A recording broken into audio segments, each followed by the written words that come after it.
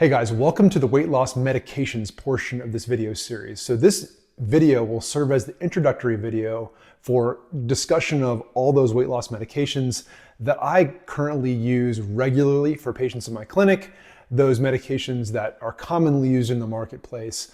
And we'll talk a little bit about some of the workarounds that might allow for a more affordable experience, for a more custom experience for an individual. Those things that are off-label maybe in terms of FDA usage, and I'll talk about that when I do discuss those points. I would say that weight loss medications in general are like a great bridge between where a person is right now and where a person kind of wants to get started in terms of their diet and diet changes, their exercise changes, and habit formation. So again, weight loss medications they're like not an end all be all. I don't know anybody who says, I want to be on this weight loss medication, whatever it is, indefinitely, forever. That's not the purpose of the weight loss medication in my estimation.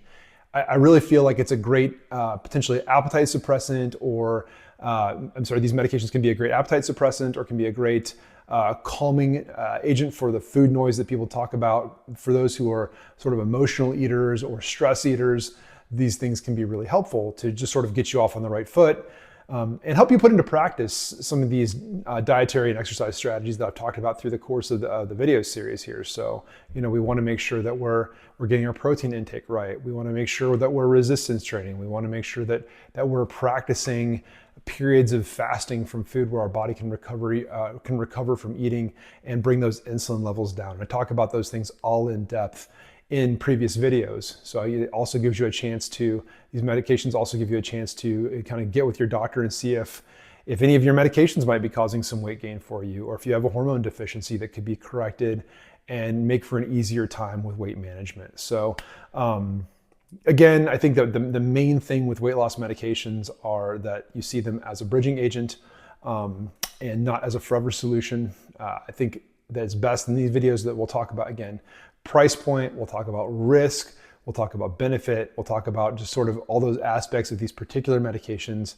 And you can kind of think through those things, and it's going to give you a lot to think about and kind of present to your practitioner or physician next time you're in the clinic in that setting, so that you can help kind of have that conversation in an educated manner. So hopefully it's beneficial. If you have questions about medications I don't list in this video series or video playlist, please feel free to drop those questions in the comments. I can't give medical advice over these videos, but I can definitely try and respond to everyone, because if you've got a question, everybody else in the audience probably also has a question. So click that next video in the playlist, and we're going to jump into the GLP-1 medications, these hot new kids on the block, if you will, these once weekly injectables. We'll talk all about it. Thanks.